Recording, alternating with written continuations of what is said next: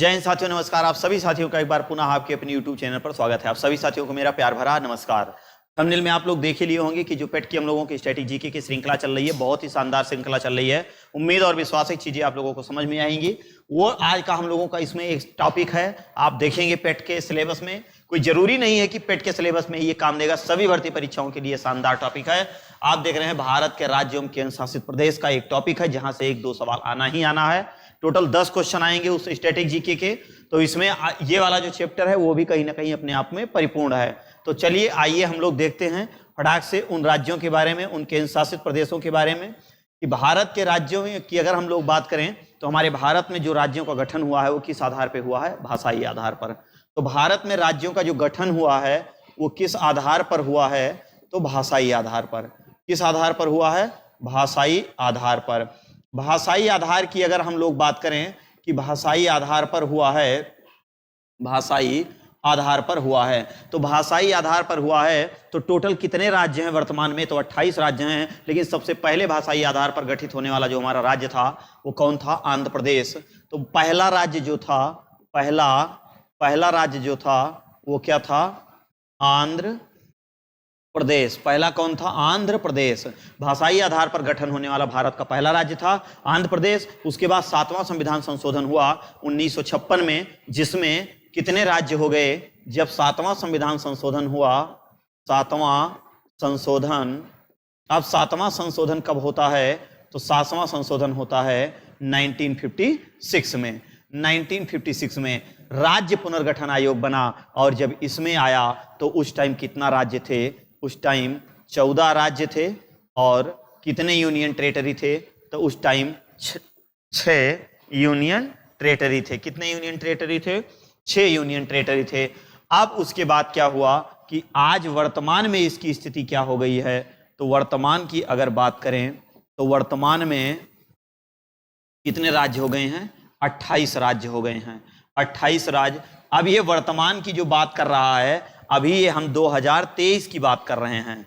अभी हो सकता है 24 में कोई संशोधन बन के कोई नया राज्य टूट फूट के अलग हो जाए, तो वो बात नहीं है। आज तक की अगर बात की जाएगी तो ये 2023 है। तो वर्तमान में कितने राज्य हैं? 28। तो ये जो 28 राज्य हैं, इन राज्यों को पूर्ण राज्य का दर्जा मिला है। किस राज्य का दर्जा? पूर्ण राज्य का दर्जा। पूर्ण राज्य का दर्जा मिला है। और पूर्ण राज्य का दर्जा कितने राज्यों को मिला है? 28। ये 28 राज्यों की अगर बात की जाए तो इनके लिए अनुच्छेद 36 से लेके 51 तक भारतीय संविधान में पूरा प्रावधान दिया गया है। और इन 28 राज्यों की अगर हम लोग बात करें और उसके बाद अब आते हैं केंद्र शासित प्रदेश की।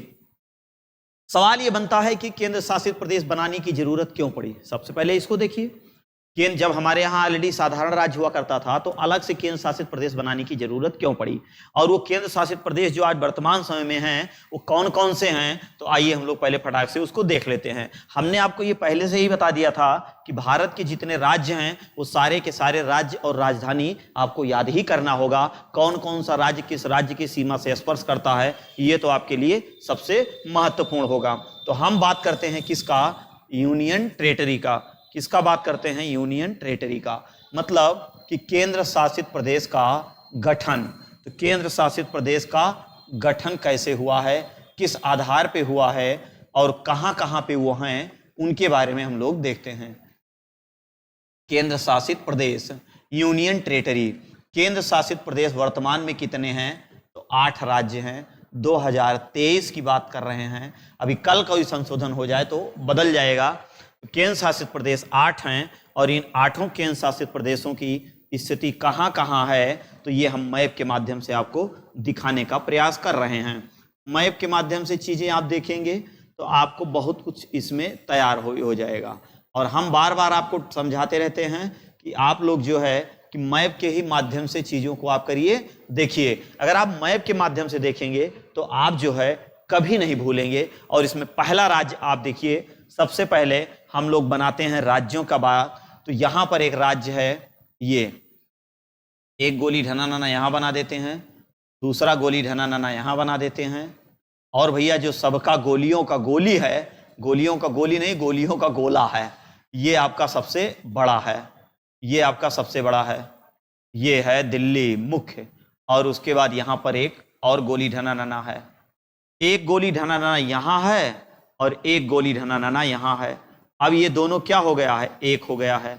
ये दोनों गोली ढनाना एक हो गया है। एक आपका यहाँ पर है अरब सागर में। ये देखिए नाम क्या क्या हैं, इनका गठन किस आधार पे किया गया और इनकी क्या क्या विशेषताएं हैं, वो हम आपको बहुत ही कम समय में और बताने का प्रयास करेंगे। आप जो है इसको बहुत ध्यान से समझिएगा। देखिए ये हमारे भारत के यूनियन टेरिटरी हो गए।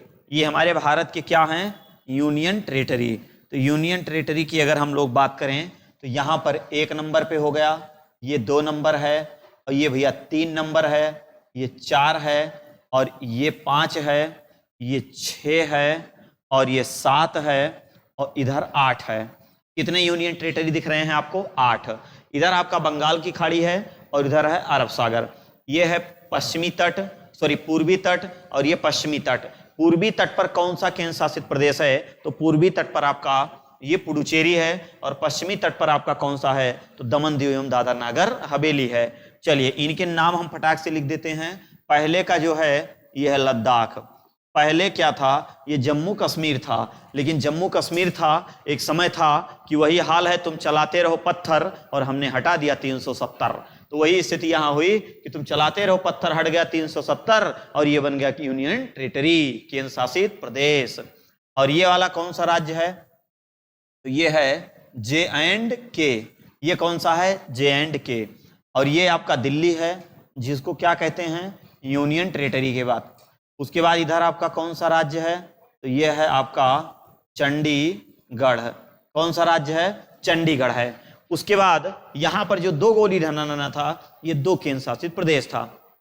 एक था आपका दमन दीव और दूसरा था दादर नागर हवेली, लेकिन इन दोनों को जोड़ के एक बना दिया गया। तो इसका नाम क्या पड़ गया है, इसका नाम हो गया है दमन दीव एवं दादर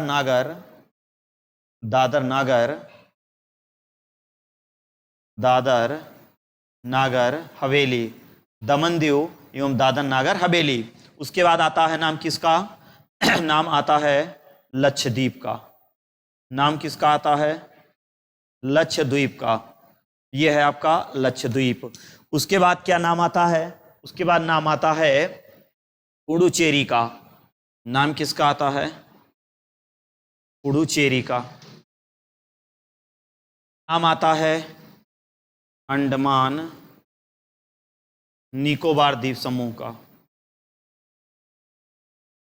निकोबार द्वीप समूह। ये देखिए ये आपके भारत के और हमारे भारत के यूनियन टेरिटरी हैं। इनका गठन किस किस आधार पे हुआ, आप इसको समझिएगा। ये जो लद्दाख और जम्मू कश्मीर है, पहला और दूसरा, तो पहले एवं दूसरे की अगर हम लोग बात करें तो पहला आपका है लद्दाख, दूसरा है आपका J&K। तो J&K इसको किस आधार पे यूनियन टेरिटरी बनाया गया, तो इसको अखंडता के आधार पे बनाया गया। अखंडता के आधार पर, अखंडता के आधार पर। किस आधार पर बनाया गया इसको भैया, अखंडता के आधार पर बनाया गया। उसके बाद दिल्ली की अगर हम लोग बात करते हैं कि दिल्ली को किस आधार पे बनाया गया, तो भैया जो दिल्ली है ये तो हमारी राष्ट्रीय राजधानी है। तो दिल्ली राष्ट्रीय राजधानी जो है इसको किस आधार पे बनाया गया, इसको राष्ट्रीय महत्व के आधार पे बनाया गया। अभी आपको ये सारा सब कुछ हम समझा दे रहे हैं कि इसका मतलब क्या है, राष्ट्रीय महत्व के आधार पे बनाया गया। वहीं चौथे की अगर हम लोग बात करें तो चौथा राज्य आपका आता है कौन सा, चंडीगढ़। कौन सा आता है, चंडीगढ़। तो चंडीगढ़ की अगर हम लोग बात करें, चंडीगढ़ को किस आधार पे, तो विवाद के आधार पे। किस आधार पे, विवाद के आधार पर, विवाद के आधार पर। वहीं पर अगर हम 5वें नंबर पर बात करते हैं दमन दीव एवं दादर नागर हवेली की, दमन दीव एवं दादर नागर हवेली। तो दादर नागर हवेली और दमन दीव की अगर हम लोग बात करते हैं तो इसको किस आधार पे किया गया है, इसको संस्कृति के आधार पे किया गया है। संस्कृति, कल्चर के आधार पर, रहन सहन के आधार पर। उसके बाद अगला हमारा आता है छठा लक्षद्वीप। लक्षद्वीप, लक्षद्वीप की अगर हम लोग बात करते हैं तो इसको किस आधार पे किया गया? मुख्य भूमि से ये हमारे दूरी पर है, दूरी पर, दूरी के आधार पर, दूरी के आधार पर, दूरी के आधार पर। 7 नंबर पे अगर हम लोग बात करें पुडुचेरी है, 7 नंबर पे बात करते हैं पुडुचेरी की, तो पुडुचेरी को भैया किस आधार पे किया गया? इसको भी संस्कृति के आधार पे किया गया, कल्चर के आधार पे, रहन सहन के आधार पे। और वहीं पर जो 8वां राज्य आपका है अंडमान निकोबार द्वीप समूह, अंडमान निकोबार द्वीप समूह ये भी क्या है? मुख्य दूरी, मुख्य भूमि से दूरी पर है, मुख्य भूमि से दूरी पर है, मुख्य भूमि से दूरी पर है। तो दूरी के आधार पे कितने राज्यों को गठन किया गया? यूनियन टेरिटरी को। तो वो आपका एक लक्षद्वीप आता है, ये यहां पर है, और एक नाम आता है अंडमान निकोबार द्वीप समूह का। आइए देखते हैं, इसकी हम परिभाषा आपको बता देते हैं। आप देखिए, लद्दाख और जम्मू कश्मीर को इसलिए अखंडता के आधार पर किया गया 370 हटा करके कि हमारे भारत से ये यहां से जो है ये टूट करके अलग ना होने पाए, इसलिए जो है इसको क्या किया गया, और यहां से व्यवस्था 370 का जो था उसको हटा दिया गया। और अब यहां पर सीधे केंद्र सरकार का मतलब राष्ट्रपति का पूरा प्रशासन चला गया। अब राष्ट्रपति के बगैर यहां पर पत्ता नहीं हिल सकता है। अगर यहां एक चूहा भी मारा है तो राष्ट्रपति को तुरंत तत्काल सूचना होनी चाहिए, मतलब कि सीधे केंद्र सरकार का वहां हो गया। वही है, तुम चलाते रहे पत्थर, हमने हटा दिया 370, तो इन लोगों का काम खत्म हो गया।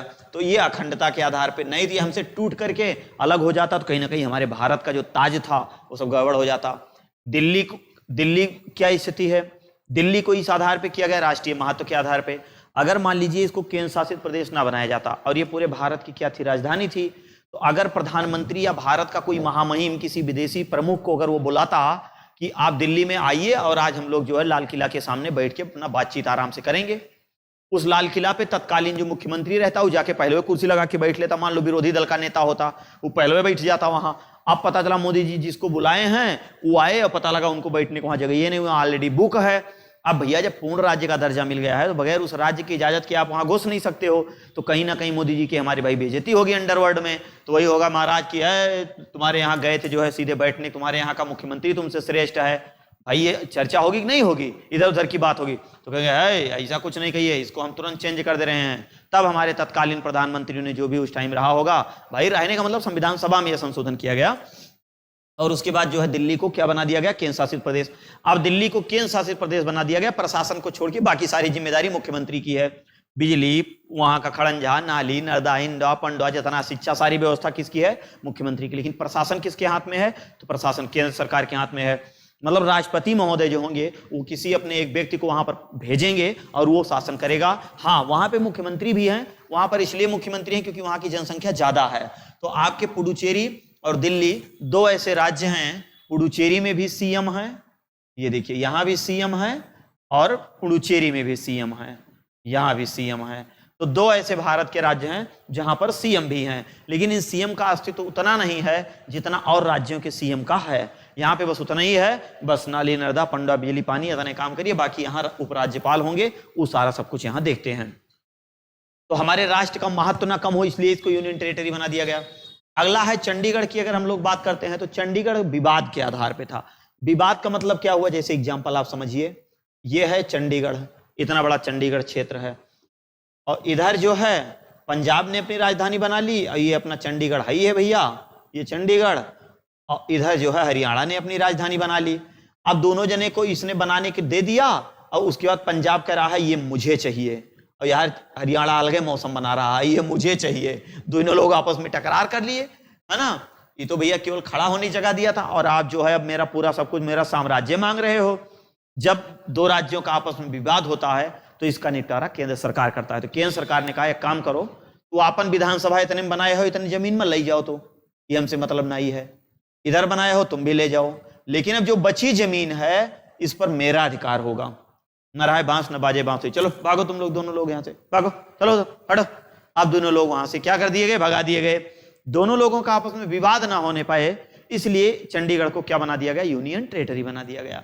चंडीगढ़ को यूनियन टेरिटरी भैया इसी आधार पे बनाया गया है।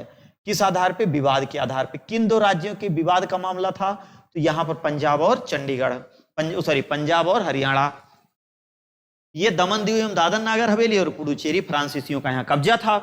उनका अलग कल्चर, उनका अलग रहन सहन, कि तमिलनाडु वाले का, महाराष्ट्र वाले का, गुजरात वाले का अलग नियम, पहनावा ओढ़ावा, बोली भाषा, इनका इनसे मैच नहीं कर रहा था। इनका ब्याह इनके यहाँ होता था तो उनका एक अलग पहनावा था। अब इनके यहाँ तमिलनाडु में दूल्हा जो है वो लुंगी पहन के चला जाता है बाराती, है ना।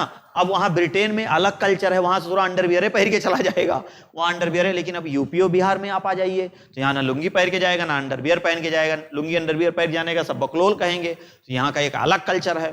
तो वही है कि कल्चर अलग अलग क्षेत्र का, अलग अलग राज्य के, अलग अलग देश का अलग अलग कल्चर है। इन लोगों का कल्चर मैच नहीं कर रहा था, जिसकी वजह से ये लोग यहाँ से जाने को तैयार नहीं थे। उनको भारत की धरती से प्रेम हो गया, तो भारत सरकार ने कहा चलो ठीक है, कोई दिक्कत नहीं, चलो तुम लोग केंद्र शासित प्रदेश बन जाओ फटाक से। तो कल्चर और संस्कृति के आधार पे हमने आपको बताया दो ऐसे राज्य हैं, कौन कौन, पुडुचेरी और दमन दीव दादर नागर हवेली। ये दो ऐसे राज्य हैं जिनको किस आधार पर बनाया गया, तो कल्चर मतलब रहन सहन के आधार पे इन दोनों राज्यों को बनाया गया। अब हमारा लक्षद्वीप आ जाता है, ये भी मुख्य भूमि से दूरी पर है, ये भी मुख्य भूमि से दूरी पर है, अंडमान निकोबार। अगर इन दोनों राज्यों को आप समझिएगा, अगर इन दोनों राज्यों को पूर्ण राज्य का दर्जा दे दिया जाए और ये राज्य किसी देश के साथ बिक जाए, तब तो पता लगा घंटा बजाएंगे हम लोग। और कोई दूसरा राज्य ससुरा आके अपना यहाँ भयंकर जो है अपना सैनिक अड्डा बना ले और हमारे भारत की जितनी भी सुरक्षा घेरा है टोटल इधर है, और इधर लगा दे धाड़ धाड़ धाड़ धाड़ करते, और इधर भैया लक्षद्वीप के इधर ये अरब सागर बढ़िया सा हमारा विक्रांत जो है युद्धपोत अपना यहाँ आराम कर रहा है, इसके ऊपर 2 आदमी लगा दें, और तब तक वहां पर हमारे दिल्ली में लगा दें, पहुंच जाए, लो भैया तुरंत हाजिर करो। तब तो हम लोगों को सिलेंडर बोलना पड़ेगा, लेकिन किसी को औकात नहीं है इतना करने की। मेरा भारत महान था, महान है और महान है रहेगा। बस फर्क इतना ही है कि हम भारत वाले बहुत टेंशन वंशन नहीं लेते हैं। हम पूरे विश्व के कोई भी परेशान अगर आत्मा आता है तो सबको शरण देते हैं, चलो चलो चलो चलो आ जाओ आ जाओ आ जाओ। चाहे वो रोहिंग्या शरणार्थी हो, चाहे वो यहूदी हो, चाहे वो अंग्रेज हो, फ्रांसीसी हो, डच हो, सबको हम लोग समाहित कर लेते हैं। हम लोग किसी भगाते वगाते नहीं हैं। पाकिस्तान वाली चुट्टा हमारे भारत में आके चाहे जिसे आराम से टहलें घूमें, कोई दिक्कत नहीं, लेकिन अब हम लोग उनके यहाँ चुट्टा के यहाँ घूम ही नहीं सकते हैं, तो सब अलग सिस्टम है। तो ये आपके केंद्र शासित प्रदेश हो गए। अब अगर बात करें इनकी राजधानी क्या है, तो हम मुंह से बोल दे रहे हैं, आप लोग इसको देख लीजिएगा। लद्दाख की राजधानी क्या है, लेह है। जम्मू कश्मीर की 2 राजधानी है, एक शीतकालीन राजधानी है और एक ग्रीष्मकालीन राजधानी है। भैया जा से जाड़ा, जा से जम्मू, तो जब ज्यादा जाड़ा होने लगती है तो इसकी राजधानी जम्मू हो जाती है, और जब कम गर्मी होती है मतलब ग्रीष्मकालीन, तो भैया ग्रीष्मकाल की राजधानी यहां आपको बता दें, यहां ये है J&K। तो J&K की 2 राजधानी है, एक ग्रीष्म वाली है, तो ग्रीष्म वाली है जो श्रीनगर है, वो क्या है, श्रीनगर। और जो जाड़ा वाली है मतलब ठंडी वाली, जाड़ा वाली वो जम्मू है। जम्मू नीचे है और श्रीनगर ऊपर है। तो जब आप नीचे रहोगे तो नीचे तो कम ठंडी लगती है, जब आप ऊपर जाओगे तो क्या होगी, ठंडी बढ़ जाएगी। तो ग्रीष्मकालीन मतलब कि श्रीनगर कितने माह के लिए रहती है, 6 माह के लिए, और ये भी कितने माह के लिए रहती है, 6 माह के लिए। तो 6-6 माह के लिए दोनों रहती है, किसकी, जम्मू कश्मीर की। बाकी दिल्ली का आप जान ही रहे, चंडीगढ़ का चंडीगढ़ ही, दमन दीव दादर नगर हवेली का दमन दीव है।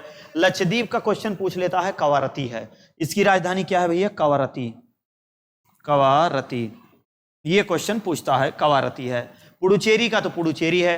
अंडमान निकोबार द्वीप समूह की राजधानी क्या है, पोर्ट ब्लेयर। राजधानी पोर्ट ब्लेयर है, राजधानी पोर्ट ब्लेयर है। पोर्ट ब्लेयर ये जो है दक्षिणी अंडमान में स्थित है, मतलब अंडमान द्वीप समूह के दक्षिणी अंडमान में स्थित है, क्योंकि अंडमान द्वीप समूह का विभाजन 3 भागों में किया गया, उत्तरी अंडमान किया गया, मध्य अंडमान किया गया और दक्षिणी अंडमान किया गया है। तो ये दक्षिणी अंडमान में पोर्ट ब्लेयर स्थित है और दाहिने तरफ है। तो इस प्रकार केंद्र शासित प्रदेश के बारे में आपने देख लिया।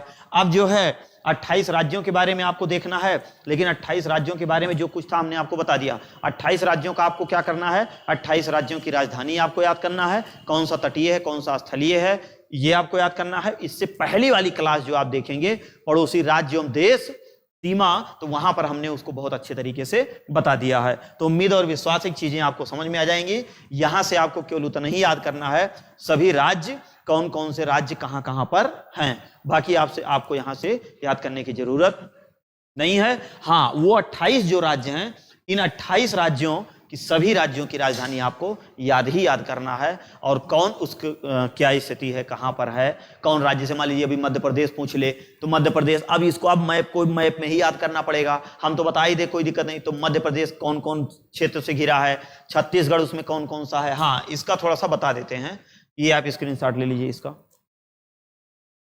चलिए देखिए, कुछ हमारे भारत के स्थलरुद्ध राज्य हैं, उसको बता देते हैं। तो भारत के स्थलरुद्ध राज्य, भारत के स्थलरुद्ध या स्थलबद्ध राज्य, स्थलरुद्ध या स्थलबद्ध राज्य, आइए देखते हैं कौन कौन से हैं। ये चीज आपको थोड़ा सा समझना है यहां, ये चीज आपको अच्छे से समझना है। देखिए, ये आपके राज्य हो गए। एक तो आपके तटीय राज्य हैं, एक हो गया, दो हो गया, तीन हो गया, चार हो गया, पांच हो गया, छह हो गया, सात हो गया, आठ हो गया, नौ हो गया। ये 9 भारत के क्या हैं, तटीय राज्य हैं। 9 आपके तटीय राज्य हो गए। उसके बाद इसी में ही है, एक हो गया ये तटीय और स्थलीय दोनों है, ये भी तटीय और स्थलीय दोनों है। अब इधर 2 पे राजस्थान हो गया, 3 पे पंजाब हो गया, 4 पे हिमाचल प्रदेश हो गया, ये तो यूनियन टेरेटरी है जम्मू कश्मीर, ये आपका लद्दाख है। 5 नंबर पे उत्तराखंड हो गया, 6 पे यूपी हो गया, 7 पे बिहार हो गया। अब 8 पे जान लीजिए पश्चिम बंगाल है ही है। तो इस तरफ जो है यहाँ पे 10 हम लिख देते हैं, सिक्किम हो गया। 11 पे अरुणाचल प्रदेश, 12 पे आपका मेघालय, सॉरी नागालैंड, 13 पे मणिपुर, 14 पे मिजोरम, 15 पे त्रिपुरा, 16 पे नागालैंड, सॉरी क्या नाम मेघालय, 17 पे असम। देखिए, ये आपके स्थल मतलब स्थल से हैं। इसमें स्थलबद्ध देश कौन कौन से हैं ये आपको देखना है। स्थलबद्ध राज्य, स्थलबद्ध राज्य उसे कहते हैं जो ना तो बंगाल की खाड़ी को टच करता है, जो ना तो बंगाल की खाड़ी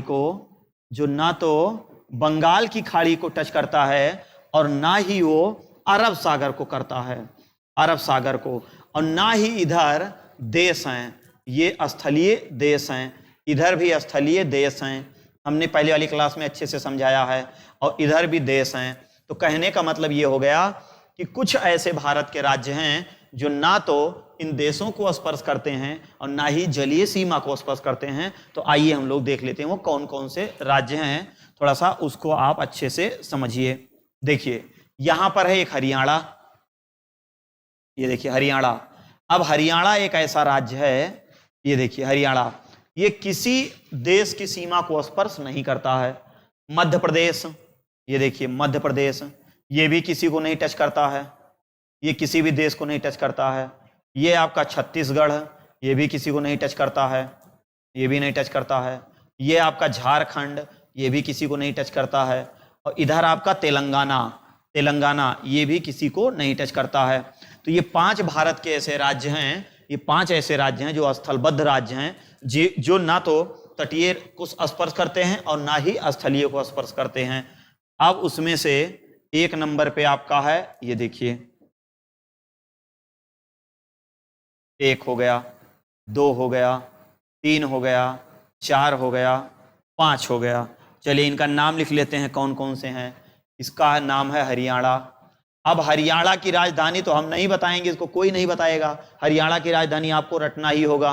उसके बाद ये मध्य प्रदेश है, मध्य प्रदेश की भी राजधानी आपको रटना ही होगा, इसको कोई रटाएगा नहीं, ये आपका काम है। अच्छा, ये रटने का काम नहीं, इसको आप मैप पे ही पढ़िए, एक बार पढ़ लेंगे जीवन भर के लिए याद हो जाएगा।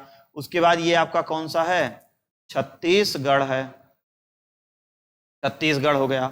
ये आपका कौन सा है, ये हो गया झारखंड, झारखंड हो गया।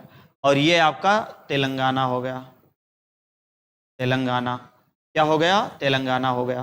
तो ये भारत के हमारे ऐसे 5 राज्य हैं, ये 5 ऐसे राज्य हैं जो ना तो स्थलीय सीमा को टच करते हैं और ना ही तटीय सीमा को।